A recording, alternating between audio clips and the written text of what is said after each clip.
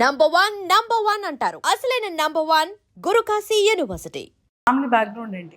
నాన్నగారు ఏం చేస్తుంటారు? డాడీ ఒకటి చేయలేదండి బాబోయ్, అతను ఆల్రౌండర్ అతను.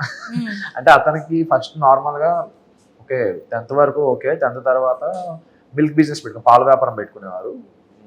ఇక్కడ మాక్సిమం మన ఏరియాస్ అన్ని, మన వైజాగ్ విజయనగరం ఏరియాస్ అన్ని ఫార్మాసిటికల్ కంపెనీస్ కాబట్టి ప్రతి కంపెనీకి ప్రతి దానికి పాలు పెరుగు అన్ని సప్లై అనమాట. అప్పుడు చాలా బాగుంటుండే.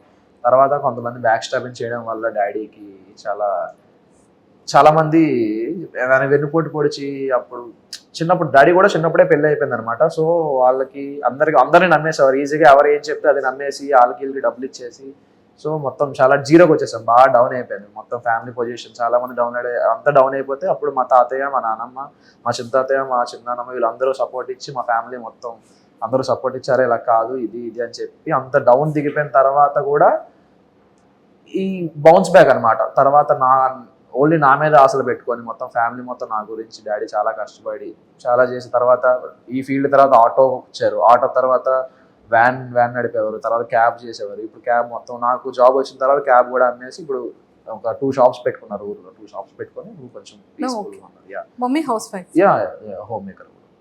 Brother and sisters? బ్రదర్ ఉన్నాడండి, తను కూడా ఓకే పాలిటెక్నిక్ చేశాడు. పాలిటెక్నిక్ తర్వాత ఇప్పుడు డాడీకి హెల్ప్ఫుల్. ఇప్పుడు డాడీకి కూడా వయసు అవుతుంది కదా, సో డాడీకి సపోర్ట్ గా ఒక షాప్ దగ్గర మెయింటెనెన్స్ చేస్తుంటారు. 2 షాపులు ఉన్నాయి కాబట్టి. సో పుట్టి పెరిగింది చదువుకోవడం అంతా విజయనగరం? నేను పుట్టింది శ్రీకాకుళం డిస్ట్రిక్ట్ పైడి భీమవరంలో పుట్టాను. పెరిగింది ఇక్కడ ఆనందపురంలో పెరిగాను, వైజాగ్ దగ్గర. హాస్టల్లో చదువుకుంది కాకినాడ అనమాట. అమ్మయ్య, ఇంకేమన్నా లిస్ట్ చెప్తారేమో. తర్వాత ఇంటర్ డిగ్రీ నా విజయనగరం, తర్వాత మళ్ళీ కోచింగ్ కాకినాడ, మళ్ళీ training Bihar, posting Kashmir. So మొత్తానికి కాశ్మీర్. అమ్మో, గన్స్ అన్ని చాలా సేఫ్ అండ్ సెక్యూరే కదా? కాశ్మీర్ అంటే సుస్సు వచ్చేస్తుంది. మరేం చేయలేదు, తప్పదు మరి. సరే, డాడీకి ఆర్మీ అంటే ఇష్టమా? He want to be proud. నన్ను ప్రౌడ్ గా చూడాలనుకునేవారు. ఒక దేశానికి సేవ చేస్తే, నా కొడుకు దేశానికి సేవ చేస్తే చూడాలంటున్నారు. హీ వాంట్ టు బి ఒక సర్క్యులర్ ఇన్స్పెక్టర్ అయినా, ఒక ఇన్స్పెక్టర్ రేంజ్ లో చూడాలనుకునేవారు నన్ను. అతను ఎప్పుడు తనకి పోలీస్ అంటే ప్యాషన్, డాడీకి పోలీస్ అంటే చాలా ఇష్టం. ఆ ఇష్టంతో డాడీ కోరికను నెరవేర్చడం కోసం ఈ ఫీల్డ్ లోకి వచ్చారు. అప్పుడు ఉంటుండే చిన్నప్పుడు హీరో ఫీలింగ్ ఉంటుంది కదా, మనం కూడా అది కూడా సినిమాల ద్వారానే. పోలీస్ ఓకే సినిమా చూస్తే పోలీస్ ఎంత పవర్ ఉంటుంది, అది కూడా సినిమాల ద్వారా వచ్చినవి. సోల్జర్ సినిమాలు కానీ, ఇవి సినిమాలు కానీ ఇవన్నీ చూసి అది కూడా సినిమాల ద్వారా వచ్చిన ఇన్స్పిరేషనే. ఓకే అప్పుడు నా పేరు సూర్య ఆయిల్ ఇండియా రిలీజ్ అయినప్పుడు మాత్రం ఆ లూప్ లో, ఆ సోల్జర్ సాంగ్ అలా లూప్ లో పెట్టుకుంటూ వినేటండి అనమాట ట్రాన్స్ లో. So super. సో ఆర్మీలో మీది ఏంటి కేటగిరీ? కానిస్టేబుల్ అండి. సోల్జర్. ఇప్పటి వరకు అయితే లేదు. ప్రాక్టీస్ ట్రైనింగ్ లో ఉంటుంది. కరెక్ట్ గానే మరి బుల్లెట్ ప్రాపర్ గా వెళ్తుంది. దానికోసం మాకు స్పెషల్ గా ట్రైనింగ్ కూడా ఉంటుంది. కరెక్ట్ గా వెళ్ళడానికి అసలు ఏం చేయాలి అనేది కూడా ట్రైనింగ్ ఉంటుంది. ఇప్పుడు డైలాగ్ చెప్పాలి. ఎప్పుడు వచ్చాం కదన్నా, బుల్లెట్ దిగిందా? అది రెడీ. ఇప్పుడు డైలాగ్ చెప్తున్నారు చూడండి, రెడీ. ఎప్పుడు వచ్చాం అనేది కాదండి, బుల్లెట్ దిగిందా లేదా, అది మన పాయింట్ అసలు. సూపర్.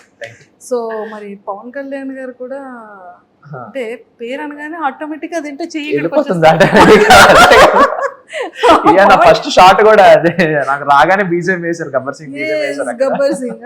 పవన్ కళ్యాణ్ గారు పేరు ఏంటి? రియల్ నేమేనా?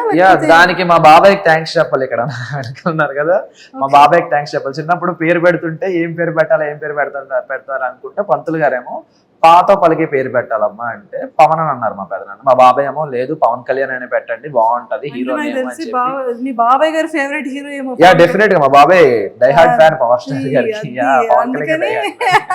అన్న కొడుకుని కూడా అలాగే చూడాలనుకున్నారు, మరి అదే దారిలోకి వచ్చేస్తున్నాడు మరి కదా. సూపర్. సో మొత్తానికి అయితే ఇది చాలా బాగుంది. సో మీరు ఆర్మీకి వెళ్ళి ఎన్ని ఇయర్స్ అవుతుంది? నేను 23లో వెళ్ళాను. 24 ఈ లాస్ట్ ఇయర్ ఇప్పుడు 24 నవంబర్లో కాశ్మీర్ వెళ్ళాను. ఇంకా కాశ్మీర్లోనే చేస్తున్నాను. 25 ఇప్పుడు ట్రైనింగ్ అంతా బీహార్లో అయింది. మధ్యలో ఎలక్షన్ డ్యూటీ కోసం కాదు. పవన్ కళ్యాణ్ గారు బీహార్ కూడా చాలా డేంజర్ అంటారు. Bihar danger, but training area కదా, సో నో ప్రాబ్లం. బయటికి ఎలా ఉండదు కదా. పర్లేదా? ఎక్కడ పడితే అక్కడే చేసేస్తారంట కదా. వాళ్ళు నక్సల్స్ ఎక్కువండి బీహార్. చాలా డేంజర్ ఏరియాలు తొక్కొచ్చారు మీరు. చాలా ఎన్నో చూసొచ్చా, పడిపోయా అలాంటి విషయాల్లో. సూపర్. సో మొత్తానికైతే +2 తర్వాత సెలెక్ట్ అయ్యారా? లేదు, నేను ఎంఎస్సీ చేస్తున్నప్పుడు నాకు ఇది వచ్చింది. ఓ అయితే ఏం చిన్న బాబేం కాదైతే. నాకు 23, నాకు 14కి 10th అయిపోయిందండి. 14కి 10th అయిపోయింది. చెప్తున్నా కదా, చారి గారు అర్జెంట్ గా చెప్తున్నా కదా, రూల్ లో లేదు కదా, యాజ్ ఎ గవర్నమెంట్ రూల్ 14 లేదు కదా. లేదు 14, 15 కదా 10th. మెట్రికులేషన్ 14కి 15కి అవ్వాలని రూల్. చాలా తెలివి ఉంది అన్ని ఇక్కడ యూజ్ చేస్తున్నారా? సూపర్. సో వాట్ ఎవర్, మా అందరికీ కూడా చాలా చాలా హ్యాపీగా ఉంది. నిజంగానే ఒక ఆర్మీ ఆఫీసర్ నిజంగా దేశానికి ఎంత ఇంపార్టెంటో అలాంటి వాళ్ళకి కూడా ఎంతో మంది వాళ్ళ వీడియోస్తో మమ్మల్ని ఇన్స్పరైజ్ చేస్తూనే ఉంటారు. ఆ యూనిఫామ్కి ఉన్న రెస్పెక్ట్ అలాంటిది, దానికి ఉన్నటువంటి గౌరవం కానీ, అంటే జనాలు ఎంతమంది ఎలాంటి సెలబ్రిటీస్ ఎంత ఇష్టమైన వాళ్ళు ఉన్నా ఆ యూనిఫామ్తో క్యాప్ పెట్టుకుని పర్సన్ వచ్చారంటే ఆటోమేటిక్గా చేయలేదు. స్పెషల్ రెస్పెక్ట్ ఉంటుంది, స్పెషల్ రెస్పెక్ట్ ఉంటుంది. చాలా ఫేస్ అలాంటి మేము బయట డ్యూటీస్ చేస్తున్నప్పుడు, రోడ్ల మీద వాటి మీద డ్యూటీలు చేస్తుంటే వచ్చి మాకు సెల్యూట్ చేస్తారు. అప్పుడు మా డ్యూటీలో ఉన్న కష్టం అంతా ఒక 6 hours 5 hours నుంచి పోయి ఉండిపోవాల్సి వస్తుంది. బుల్లెట్ ప్రూఫ్ జాకెట్స్, గన్స్ అన్ని పట్టుకొని, పైన హెల్మెట్ ఒక 4 kgs ఉంటుంది అది వేసుకొని, అలా 5-6 hours అలా స్టాండింగ్లో ఉండాల్సి వస్తుంది. అప్పుడు ఎవరైనా వచ్చి మాకు సెల్యూట్ చేసినా, ఏమైనా హాయ్ చెప్పినా, ఏది చెప్పినా ఆ పెయిన్ అనేది కొంచెం మాకు రిలీఫ్ ఇస్తుంది. Okay we have to do it, ఇది డ్యూటీ ఎలాగైనా మనం ఖచ్చితంగా ఉన్నామని చెప్పి వీళ్ళు ఇంత హ్యాపీగా ఉన్నారు, మనం చేయాలనే రెస్పెక్ట్ ఆటోమేటిక్గా వచ్చేస్తుందండి. దానికి సపరేట్గా ప్యాషనే అవసరం. అక్కడ మనం వెళ్ళామంటే మనకు వచ్చేస్తుంది, ఖచ్చితంగా వచ్చేస్తుంది. మనలో మన మాట చెప్పండి. అంటే ట్రైనింగ్ టైం అయిన తర్వాత, లేకపోతే బయట నించోబెట్టేటప్పుడు, బుల్లెట్ ప్రూఫ్ డ్రెస్ వేసేటప్పుడు, రివాల్వర్ చేతికి ఇచ్చేటప్పుడు, ఎవరైనా కనిపించేటప్పుడు, ఇంకా చిన్నోడిని డాడీ కోరిక కోసం ఇక్కడికి వచ్చాను, చాలా రెస్పెక్టెడ్ గా చేస్తున్నాను, ఒక రెస్పాన్సిబిలిటీగా చేస్తున్నాను, నాకు ఇంకా హీరో అవ్వాలని బ్యాలెన్సింగ్ ఉంది, ఈ బుల్లెట్ ప్రూఫ్ డ్రెస్సులు వేసి చేతిలో గన్న పెట్టి ఏంటో ఇది పాయింట్లో నుంచి షూట్ చేస్తాను, నువ్వు అక్కడే ఉండి నేను ప్రాపర్ గా వేస్తాను అనేటట్టు ఉంది నా పరిస్థితి. అనుకున్నారు ఎప్పుడైనా? లేదండి, అలా ఇప్పుడు నిజంగా అలా అయితే ఎప్పుడు అనుకోవాలి. సర్వీస్ చేస్తున్నప్పుడు భయపడకూడదు. ముందు ట్రైనింగ్ లో మనకు మనలో మన మాట ముందు మనకు ట్రైనింగ్ లోనే తీసేస్తారు.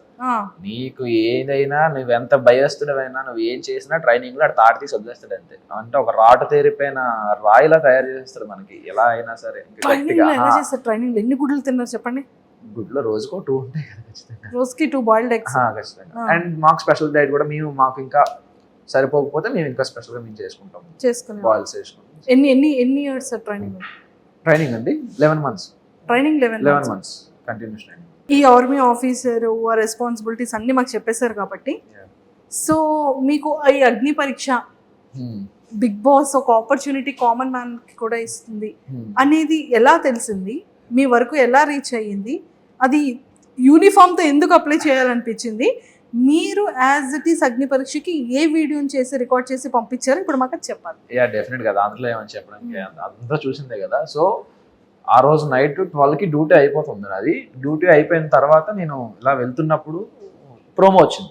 ఎలా వెళ్తున్నప్పుడు? నేను రూమ్కి వెళ్తున్నాను, నా డ్యూటీ నుండి నా రూమ్కి వెళ్తున్నప్పుడు నాకు ప్రోమో వచ్చింది స్టార్ మా నుండి. ఎవరు? నాగార్జున గారు. నేను నాగమామ అంటాను, నాకు ముద్దుగా నాగమామ అని ఇష్టం. అందరూ వెంకిమామ అంటుంటారు కానీ నేను నాగమామ అంటుంటా. నాగమామ వీడియో చూసాను అనమాట. ఏంటి కామనర్స్ ఇది నిజమేనా అది ఇది అని చూశాక ఓకే కన్ఫర్మ్, ఒక యూట్యూబ్ రివ్యూర్గా ఒకరి ద్వారా కన్ఫర్మే ఇది నిజమే అని చెప్పి అతను వీడియో చేశారు దానికి. ఆ వీడియో చూసి ఓకే ఇదేదో బాగుంది, అతనే వెబ్సైట్ నుంచి అతని డిస్క్రిప్షన్ నుంచి తీసుకొని వెబ్సైట్లో నేను అప్పటికప్పుడే వీడియో చేశాను అనమాట. అంటే మార్నింగ్ మీ రివ్యూ త్రూ ఒక ఆర్మీ ఆఫీసర్. నిజంగా ఇది మాత్రం ఆదిరెడ్డి గారికి థ్యాంక్స్ చెప్పాలి, ఎందుకంటే అతని వీడియో చూసే నేను వెంటనే ఓకే ఇది ఓకే నెక్స్ట్ మార్నింగ్ లాగానే ఇదే మనం చెయ్యాలి అని చెప్పి అందువల్ల ఇలా డ్యూటీకి వస్తున్న దారిలోనే ఎక్కడో ఒక దగ్గర చూసుకొని చేసేసాను అనమాట. సూపర్. మళ్ళీ టైం దొరకదని చెప్పి అప్పటికప్పుడు అప్పటికప్పుడే నేను అసలు ఏం మాట్లాడాలి అదేం డిసైడ్ అవ్వాలి. కెమెరా ఆన్ చేసాను. ఓకే నేను ఒక అది కూడా చెప్పమన్నారు కాబట్టి చెప్పేస్తాను. నేను ఒక సోల్జర్, ఇప్పుడు ఆడిషన్లో ఏదైతే చెప్పానో అదే చెప్పాను. నేను ఒక సోల్జర్ని 3 years నుండి నేను ఇండియాకి సర్వీస్ చేస్తున్నాను. నాకు చిన్నప్పటి నుంచి యాక్టర్ అవ్వాలని ఉంది. సో నాకు ప్యాషన్ అదే, ప్రొఫెషన్ ఇదేనా నా ప్యాషన్ అదే. I want to be act. నాకు ఎలాంటి బ్రేక్ త్రూ కోసం చాలా వెయిట్ చేస్తున్నాను. ఎక్కడైనా దొరికితే నాకు ఎలాంటి ఛాన్స్ దొరికితే ఎక్కడైనా ట్రై చేద్దామని చేస్తున్నాను. మెయిన్ థింగ్ ఏంటంటే ఇక్కడ మనం ఫర్ సపోజ్ ఇప్పుడు మనకు ఒక ప్యాషన్ ఉంటుంది, ఆ ప్యాషన్లో మనం వెళ్ళాక సక్సెస్ అవుతామా లేదా సెకండరీ.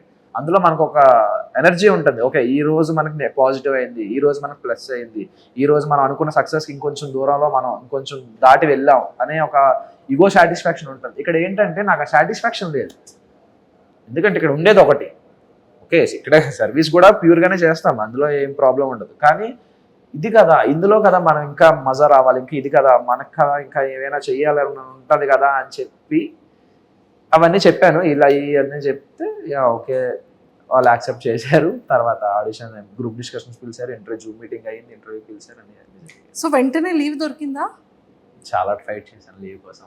అది ఎలా ఫైట్ చేశారో మాకు తెలుసుకోవాలి. థింగ్ ఏంటంటే ఓకే గ్రూప్ డిస్కషన్స్ మాత్రం నేను నార్మల్గానే డైలీ లీవ్ గానే వచ్చాను. నేను నార్మల్ లీవ్ వద్దాం అని చెప్పి నేను లీవ్కి వస్తుంటే, నేను ఎప్పుడైతే Srinagar to Delhi flight land అయిన తర్వాత నేను ఢిల్లీ ఎయిర్పోర్ట్లో లేఓవర్లో కూర్చుంటే ఢిల్లీలో కాల్ వచ్చింది, ఈబీ నుంచి కాల్ వచ్చింది.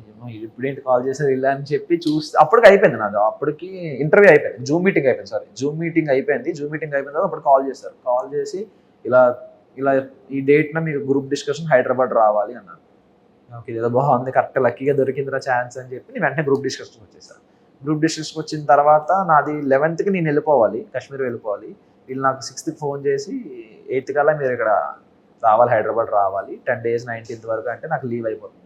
సో అప్పటికప్పుడు మా CEO సార్ని అందరినీ రిక్వెస్ట్ చేసి, ఇలా సార్ ఇది నా పొజిషన్, ఇది నాకు ఈ ప్యాషన్ ఉంది, మీ సపోర్ట్ నాకు ఖచ్చితంగా కావాలి, సో ప్లీజ్ నాకు సపోర్ట్ చేయండి, కొంచెం హెల్ప్ చేయండి అంటే వాళ్ళు కాశ్మీర్ రమ్మన్నారు. కాశ్మీర్ వచ్చాక అక్కడ రిపోర్ట్ చేసేసి మళ్ళీ వెంటనే ఇంకో లీవ్ అప్లై చేసుకొని మళ్ళీ వెంటనే శ్రీనగర్ నుంచి మళ్ళీ హైదరాబాద్ వచ్చి 1 dayలో 4 flights.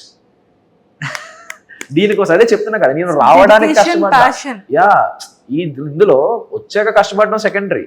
నేను ఫస్ట్ ఆఫ్ ఆల్ అగ్ని పరీక్ష షో అటెండ్ అవ్వడానికి నేను 1 రోజు 2 రోజులు యుద్ధం చేయాల్సి వచ్చింది, 4 flightలు మారి. 1 dayలో యుద్ధం చేసి వచ్చారు. అదే వాళ్ళని బతిమాలి. నాకు బాబాయ్ చాలా ఎమోషనల్ అయిపోయిన వాళ్ళందరూ ముందు. అలా ఉంటది, రావడానికే కష్టపడ్డా నేను ఫస్ట్ ఆఫ్ ఆల్. అగ్ని పరీక్ష కోసం ముందు యుద్ధం చేశారు చాలా చాలా. సో ఆ 1 day 4 flights మరి ఆ జర్నీ 24 hours జర్నీ ఏదైతే ఉందో మీకు చాలా అమ్మ ఏంట్రా టెన్షన్. నాకు ఏం నిద్ర పట్టేది కాదు, అసలు ఏం తెలిసేది కాదు, ఏమవుతుంది రేపు వెళ్ళగలనా, రేపు అన్నపూర్ణ స్టూడియోస్ లో కాల్ పెట్టగలనా లేనా అనేది ఒక టెన్షన్. వాళ్ళ రీవార్డర్ ఇచ్చినంత వరకు నాకు అదే టెన్షన్ మెయింటైన్ అయింది. అంటే ఎందుకు అంత టెన్షన్ పడ్డారు? ఫ్లైట్ ఇస్తారా ఇవ్వరా అని చెప్పేసి. ఆ రోజు దరిద్రం ఏంటంటే, మనకి ఎలాంటి విషయాలు మన దరిద్రం కదా ఇంకా ఎక్కువ ఉంటుంది. ఎలా అంటే రోజు నైట్ 10:30కి ఒక ఫ్లైట్ ఉంటుంది, Srinagar to Hyderabad direct non stop flight. ఆ రోజు ఆ ఫ్లైట్ ఈవినింగ్ 6కే లాస్ట్ ఫ్లైట్. షబ్బా ఇంత అదృష్టంతో ఏంట్రా బాబు నేను అని చెప్పి, సార్ ఇలా ఉంది సార్ పొజిషన్, నాకు వెంటనే చేయకపోతే అవ్వదు అని చెప్పి ఫాస్ట్గా 4 కల్లా చేంజ్ చేసుకొని ఫాస్ట్గా క్యాబ్ బుక్ చేసుకుని ఎయిర్పోర్ట్కి వచ్చి నేను చెక్ ఇన్ చేశాను. మొత్తానికైతే చాలా పెద్ద యుద్ధమే చేశారు 4 కదా. సూపర్. సో అలా మొత్తానికి వచ్చారు.